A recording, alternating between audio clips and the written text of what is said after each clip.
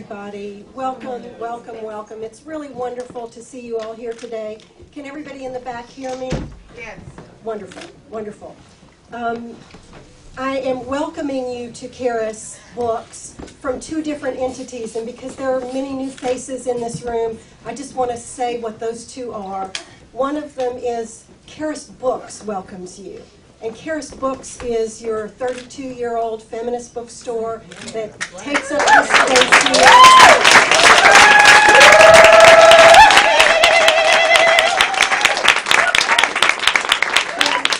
Every time you buy a book here or buy a book online from Charis, you do something to ensure that there will be independent feminist voices in print, on the shelf, visible, encouraged, and alive. So thank you for being here today and for supporting Charis Books. Now the other entity that I'm representing is Charis Circle.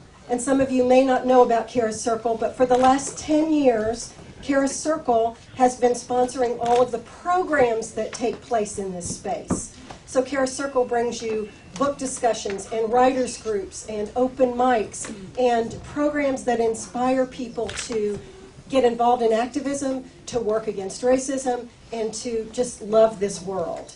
So that's what Charis Circle does. Charis Circle is able to do that and provide free programming all the time. We do well over 100 programs a year because of generous donations from individuals and a few precious grants that we are able to get from time to time. So whenever we have a program, we like to pass what we call the love basket, because there are people here who want to give back. And today when we're passing the basket, it will have some envelopes in it if you want a tax deduction for your contribution. If you want to write a check or use a credit card, you can just grab an envelope and send it in or bring it in later. Or if you have cash that you want to give, feel free to just drop that in the basket. So my baskets are right here, underneath your coat. We have lots of amazing people in this room, and each one of you is one of those. And we're really happy to have you here. I want to let you know that Alice will be talking and reading, and then she'll be signing. She'll be signing right here. I think Angela already said that. And then we'll be letting you go out the back door so you're not working against the crowd to get out of the building. But I want to just take a moment to introduce Alice. This beautiful new book, We Are the Ones We've Been Waiting For, is really powerful, and I hope you'll read it. I hope you'll read it out loud to each other. I hope you'll share it with your friends and read it out loud to them. That's what I began doing as soon as I got it, is reading it aloud to my partner, because it's meant to be read aloud. Much of it is from speeches that Alice has given, and it just is a very powerful experience to hear it. There are meditations in this book that call us to find our own inner light and to live from that place, that inner light place of fierce love and gratitude. In her work, in her poems, her children's books, her essays, her novels, in her short stories, in all of her work, she's always challenging the reader, and that would be all of us in this room, to grow, to be activists, to change the world, and to honor the earth. Don't miss her latest children's book. We don't have so many of those today, but we'll of course get more. But it's beautiful. It's called There's a Flower at the Tip of My Nose Smelling Me. We are very honored that Alice has a long relationship with Charis, grateful that she has visited us and spent time with us and shared her wisdom with us, even when she was weary from travel. And she's just graciously offered her wisdom. So I want to thank you for that, Alice. Thank you for the light that shines in you, for being so full of love for this world and for all of us included in that love. Last time Alice was in this building, it was what the publishers call a drop-in. And she dropped in, and there were just a few of us here, and we shared this beautiful, fresh-baked loaf of bread with Alice, and it was just a perfect moment. And today, we're really happy that we get to share that moment with you. Please welcome Alice Walker.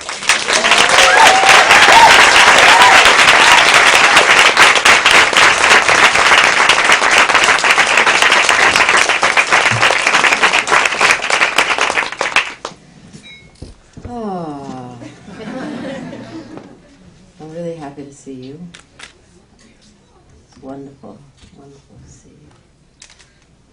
You're really beautiful. I was really feeling for the people who were in the rain. On the other hand, I love rain. So I'm glad we're here together. I'm going to be reading from this book, and if there are any cell phones, please turn them off. I don't have that kind of phone, and I'm not sure it's very good for you. But I also understand that sometimes it's necessary. Anyway, where I live in Northern California, one of the things that I truly love and appreciate is that people really love animals. Maybe not every single person, but you can really feel the love of animals where I live. And in fact, in Berkeley, and right down by the water where I go to walk my dog, it's so amazing because you just go down there any time of the day and almost at night, and you will see mostly women with their dogs. And it's just an amazing thing to see nations of animals and their companions running free, having a great time in the sun or the rain or whatever is happening. And I wanted today, especially because it is a day that means that we're inside and we've come out of the wetness and we're warm and we're close. I want to start by talking about and reading about my dog. And partly because as I've grown older, I've grown closer to my animal companions, and I miss them. I'm on the road, they're at home, and I miss them. I miss my dog and I miss my cat. And I can tell you a little story about my cat, actually. How many people have cats? Oh, good. How many people have dogs? Yay. Okay. Because, some people don't quite get it, how we feel about the people, the animal people who share our lives. But anyway, my cat, I was a stray cat, kind of, an abandoned cat, and its name was Milarepa. Now, I don't know how many Buddhists are in here, but Milarepa is a great Buddhist saint. And Milarepa actually was a murderer before he became a great Buddhist saint. And he did many terrible things. He caused a whole village to be demolished. But then he, became a saint much later on in life. So that's a really good Buddhist teaching about how you don't have to cling to past lives. In any case, my cat's name was Milarepa, so I assumed, okay, Milarepa. And then someone who thought they knew the cat said, yes, his name is Milarepa, and he is a year old. So Milarepa, was out in the wild, and I was trying to find someone to take care of the cat because I didn't think I could. I didn't know I wanted a cat. And during that period, you laugh because you know what happened. We fell in love. So then, at some point, Milarepa developed a little cough. And I was concerned that Milarepa had a cough, so I took Milarepa to the vet. And the vet said, well, Milarepa is actually female, and she's 5, and she's had kittens. And so I changed her name to Surprise. So now Surprise and Marley are my children. And it just feels so fine to have animal children. It's just, anyway, a lot less wear and tear sometimes. This is called Crimes Against Dog. And let me see, how does this look? I might be able to do it with those. My dog Marley was named after the late music shaman, Bob Marley. And I noticed there's a book out now called Marley and Me. And every time I see that title, I think, what are they talking about? This is my dog.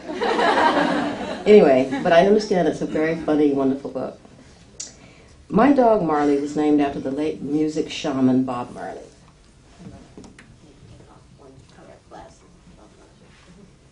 I understand. I know we all do.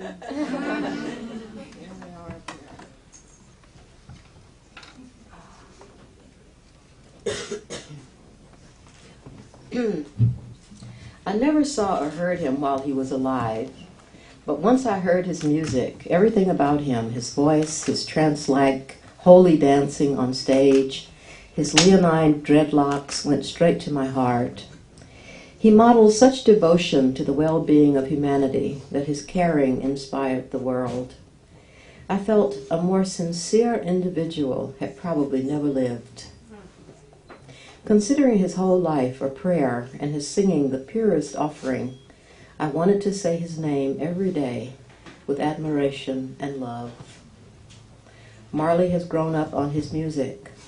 Bob, leaning on his guitar in a large poster on my living room wall, is regularly pointed out to her as her spirit dad. And she looks up at the picture and she says, "Yes, but does he have any chicken in that guitar?" Marley was born December 19th, 1995.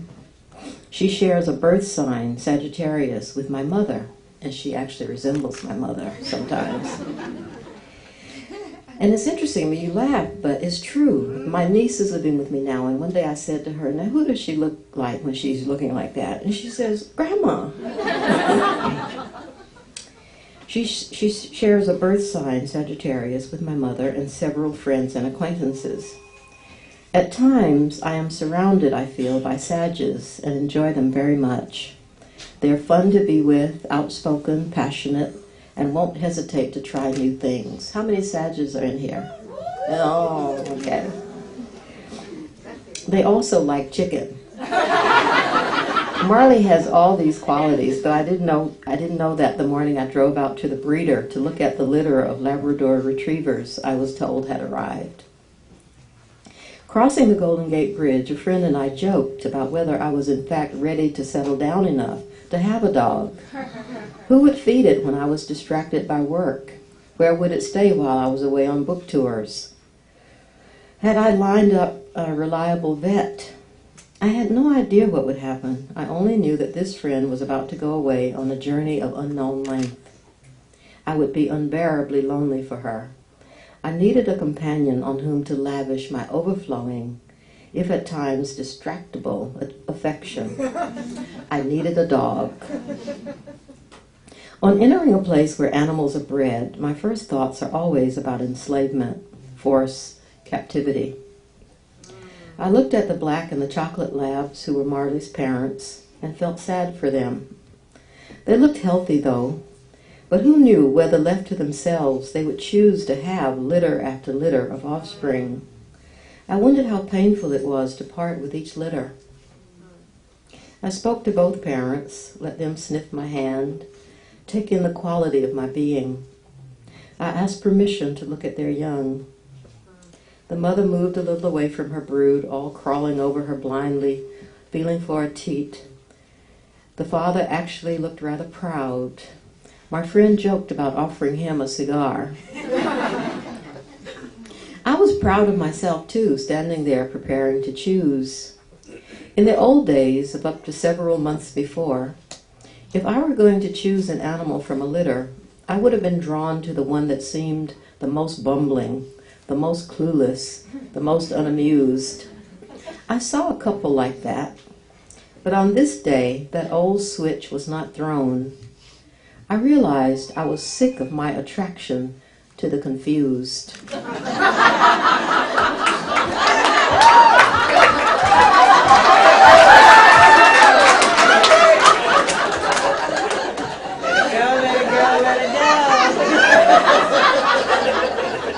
Hallelujah. My eyes moved on. They all looked much alike, to tell the truth. From a chocolate mother and a black father, there were 12 puppies, 6 chocolate, 6 black. I'll never get over this. Why were there none with spots? I asked the woman selling them, whom I tried I tried not to have slave trader thoughts about. She shrugged. "They never spot," she said. "That's the nature of the purebred lab." Well, I thought, Mother. Once again, doing it just any old way you like. Mother is my favorite name for nature, God, allness. I settled on a frisky black puppy who seemed to know where she was going, toward a plump middle teat, and was small enough to fit in my hand. I sometimes wish I had chosen a chocolate puppy. In the Northern California summers, the dust wouldn't show as much. But I think about this mostly when Marley rolls in the dirt in an effort to get cool. After several weeks, I returned alone to pick her up, feeling bereft because my friend had already gone on the road. It didn't seem right to pay money for a living being. I would have been happier working out some sort of exchange. I paid, though, and put Marley in my colorful African market basket before stroking the faces of her wistful-looking parents one last time. In the car, I placed the basket in the front seat next to me. I put on Bob Marley's Exodus CD, and baby Marley and I sped away from Babylon.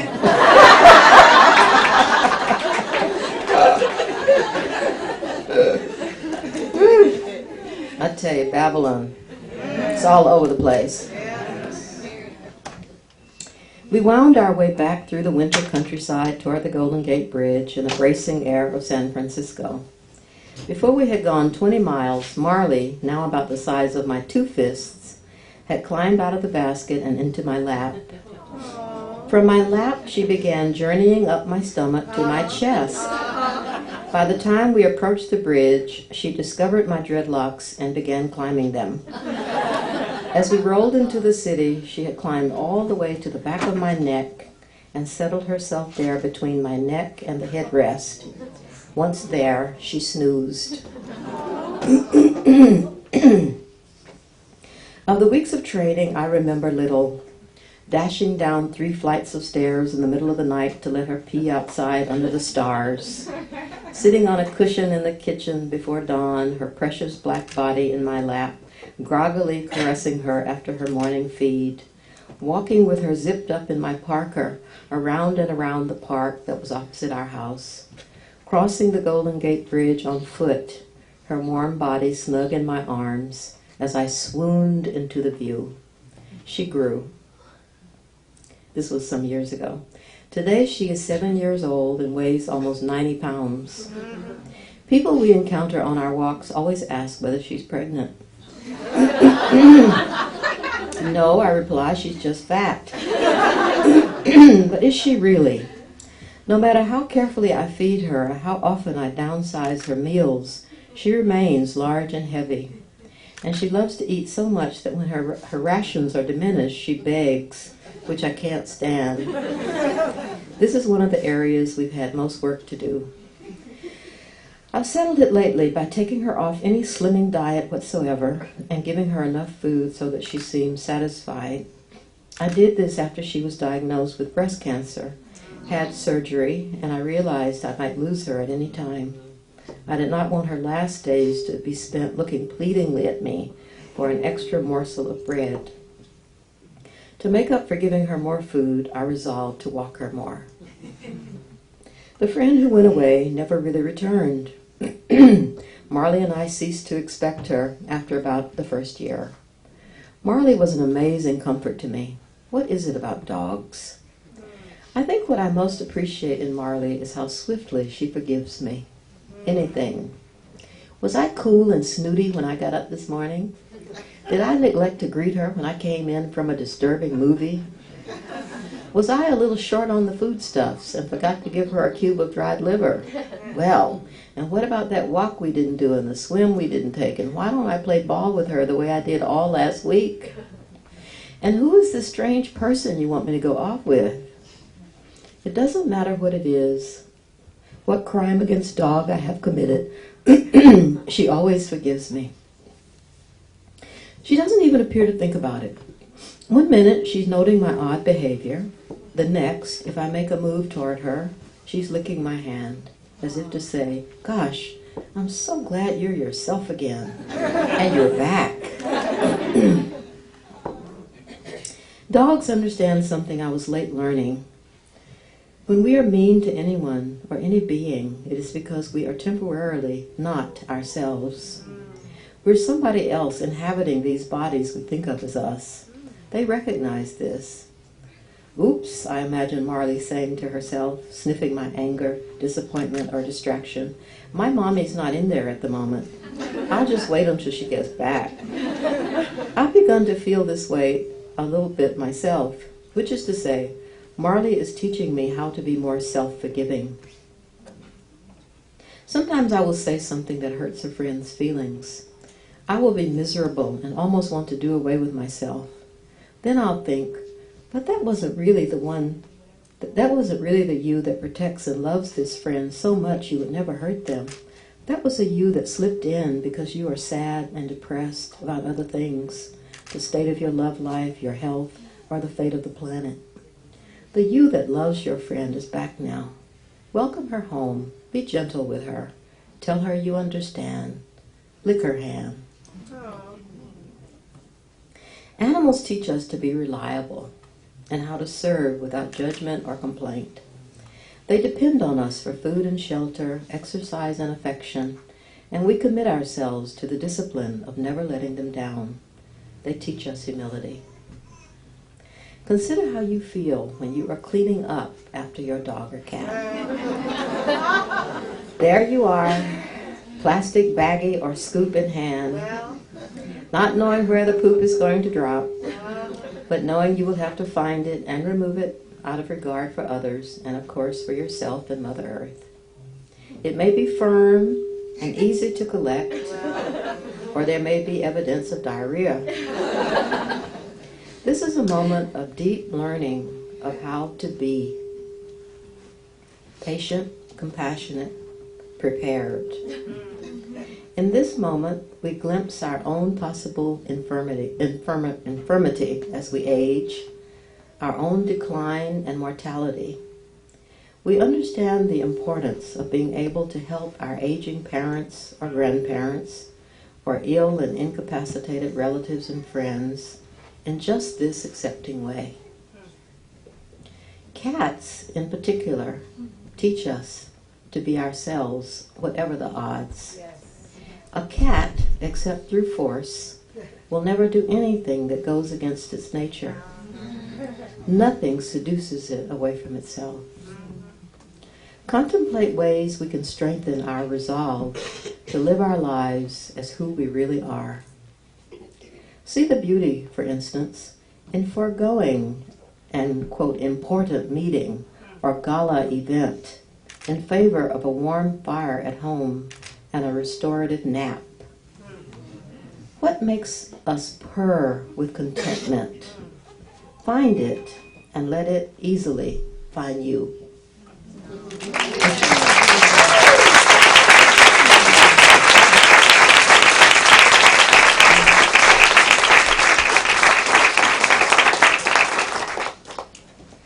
Now, I think I could either read from the very beginning of this book to you. How are you doing, especially people who are standing? Are you okay? Yeah? Okay, great.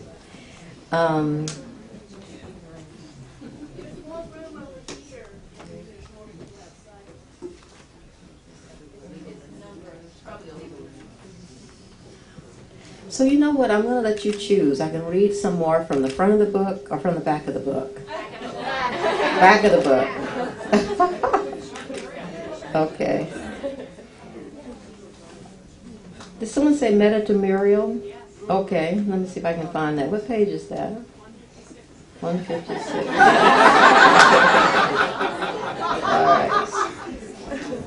All right.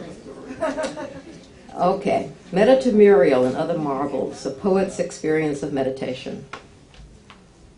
At a recent week-long silent retreat, I had the insight that if I had not divorced my very admirable husband and suffered horribly the irrevocable loss of his friendship, I might never have discovered meditation. Although the ancient Chinese alerted us to the fact that one house move is equal to 3 fires, no one had told me how difficult it would be to separate from someone I loved deeply but did not wish to live with anymore. I came to meditation then, as most people do, out of intensity of pain, loss, confusion, sadness, anxiety attacks, depression, suicidal inclinations, insomnia. A good friend told me about it, and I almost didn't listen because I knew she was having an affair with the teacher of meditation she so heartily endorsed.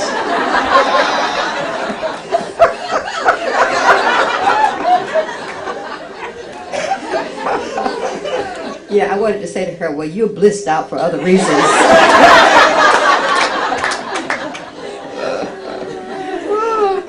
Still, the pain was unresponsive to everything else I tried. I remember sitting on my cushion thinking, this will never work. And then gradually, later in the night, realizing that I wasn't quite so jumpy and that mornings no longer made me want to draw the covers over my head. I could listen to the radio, to music at least, which my soul had banned, almost normally, and in general, it began to seem as if my inner vision had cleared. After a week of lessons, there was a ceremony announcing my mastery of technique. To my surprise, at this event during meditation, I felt myself drop into a completely different internal space, a space filled with the purest quiet, the most radiant peacefulness. I started to giggle and then to laugh. I knew I'd gotten it. And what I'd gotten was that meditation took me back to my favorite place in childhood, gazing out into the landscape, merging with it, and disappearing. This is not what meditation is for everyone, of course. During a public dialogue with the master Buddhist teacher, Pema Chodron, I mentioned the joy of this disappearing act.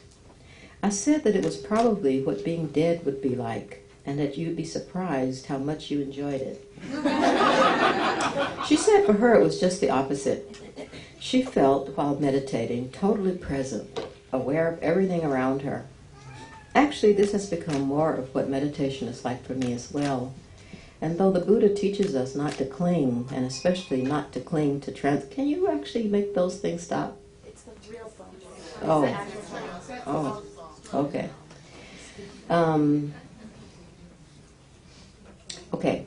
And though the Buddha teaches us not to cling, and especially not to cling to transitory states of consciousness, I do sometimes miss those brief moments of ego-absent bliss. As I settled into meditation nearly 20 years ago, there in my 2.5-room apartment, having given up the 11-room house I'd lived in along with the admirable husband, I was surprised to find how many and how varied one's transitory states can be. There were sittings that were amazingly sexual, for instance, as if my kundalini energy had been waiting for me to sit down. There were times when I wept copiously as old sorrows from the past put in their final bids for my undivided attention. There were times of pure joy as I felt the lightness of heart that comes from knowing you found something truly reliable and helpful. Meditation has been a loyal friend to me. It has helped me write my books. I could not have written Possessing the Secret of Joy without it. Writing The Temple of My Familiar, my, quote, great vision novel of how the world got to be the way it is, would have been impossible. The color purple owes much of its humor and playfulness to the equanimity of my mind as I committed myself to a routine daily practice. It has helped me raise my child. Without it, the challenge of being a single parent would have overcome me. It has made many losses bearable, not just that of my former friend, the man I married, but the loss of other loved ones, communities, cultures, species, worlds in this time we live in which to honor our broken hearts by peering quietly and regularly into the expanded opening is to nurture a beginning to the recreation of hope. And the magic of meditation remains. It is a time when ancestors sometimes appear. At the same silent retreat at which I understood how my early loss had led to a cherished gain, I became deeply engaged in metta, loving-kindness meditation. We were being guided to send metta to a loved one, a benefactor, a neutral person, and a difficult person. The difficult person is always rather amusing to choose. because the moment you do so, you begin to see how much that person resembles yourself. But it was the benefactor that proved, that's a double line, actually. Anyhow, the metta that one sends is, may you be happy. But it was the benefactor that proved momentarily difficult. The metta that one sends is, may you be happy, may you be safe, may you be peaceful, may you have ease, well-being. The trouble was I had so many benefactors to choose from. I thought of two of my teachers, Howard Zinn and Stoughton Lynn, historians and activists, who while I was in college taught me with the caring and patience of older brothers. I thought of Charles Merrill, a man who has made good use of the money his father, of Merrill Lynch, left him by giving a lot of it away, some of it to me when I was a poor student without even a pair of warm shoes. I thought of Marion Wright Edelman of the Children's Defense Fund, whose work helping children benefits our whole society. For a while, all four of these people merged. But then just behind them rose the face of my poetry teacher, the woman I always said, behind her back of course, dressed like Henry VIII, because she wore large Russian-inspired hats made of fur, substantial boots, and black and green clock tights. Muriel Rukeyser, poet, rebel, visionary, life force. It was the clearest I had been able to see her since I'd left Sarah Lawrence, and she looked nothing like she had, pale and weakened, in the years much later before she died. She looked ruddy and mirthful, and she was laughing. At Sarah Lawrence, she had submitted my very first poems to the New Yorker. They were rejected, and just up from rural Georgia, I had no idea what the New Yorker was, but that she'd done it instantly on reading them endeared her to me. Later, she found an agent for me and introduced me to one of the great loves of my life, Langston Hughes. She would be the godmother to my first book of poems, as Hughes would be the godfather to my first published short story. These two are prime examples of, quote, the American race, that in America is always behind us and also always coming into being. With much gratitude and emotion in my heart, I began to send metta to Muriel. May you be happy, I said. I am happy, she said. May you be safe, I said. I am safe, she said. May you be peaceful, I said. I am peaceful, she said. May you have ease of well-being, I said. I have ease of well-being, she said. May you be joyful, I added, just to be sure to cover everything. I am joyful, she said, as if to say, I'm in heaven, of course I'm joyful. Heaven. Now there's a thought. Nothing has ever been able, ultimately, to convince me we live anywhere else. And that heaven, more a verb than a noun, more a condition than a place, is about leading with the heart in whatever broken or ragged state it's in, stumbling forward in faith, until from time to time we miraculously find our way to forgiveness, our way to letting go, our way to understanding, compassion, and peace. It is laughter, I think, that bubbles up at last and says, oh, I think we're there. And that there is always here. So then there's a meditation that comes after that one. That teachers are so often poorly paid and little appreciated is a crime against humanity. Where would we be as a world without those who perceive our ignorance and seek to eliminate it? We can see what has happened in many parts of the world where knowledge is kept secret from the people, especially from women and female children. Interestingly, knowledge kept secret ceases to be knowledge. It becomes dogma and superstition. Knowledge actually requires sharing in order to exist. I have deeply loved all of my teachers except one, a distant cousin who frequently left us locked out of the school building on very cold days. When she finally arrived, she reluctantly opened the door for her poor, shabbily clad students, many of whom went the entire day on a Coca-Cola and a bag of peanuts, and ordered someone to start up a fire. She would then sit at the head of the class, glowering at us as she nibbled through a box of prunes. But even this behavior taught me something useful, that children learn best when they are warm, well-fed, and suitably dressed, and when they are seen and loved, and that is what we must insist upon across the planet. Yes.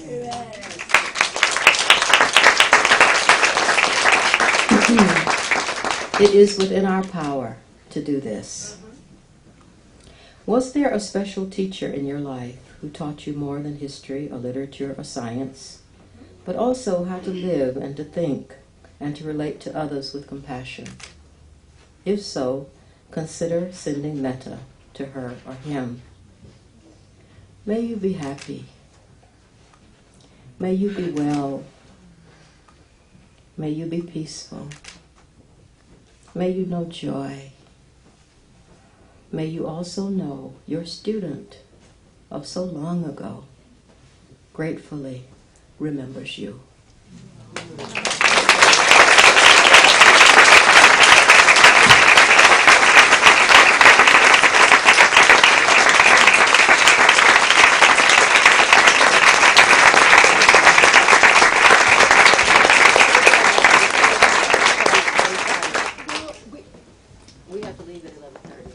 Alice has to walk out of the door at 11:30 to catch a plane. So in order for everybody to get their books signed, we can go ahead and start signing right now unless there are just like two burning questions. Burning questions.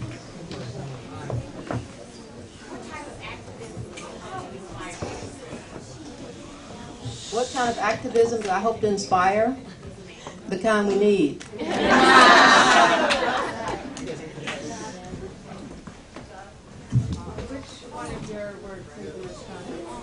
Is most what?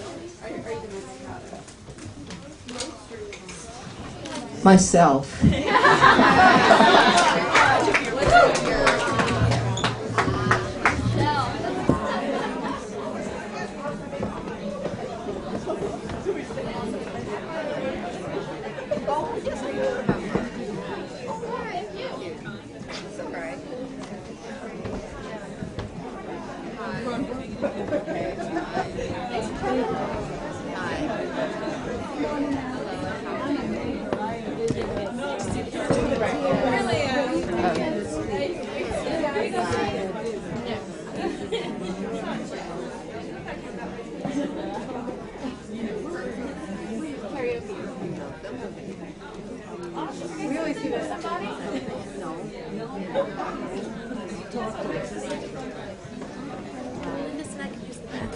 I'm not really sure where it is. Yeah, please do. Keep going, it's on your left.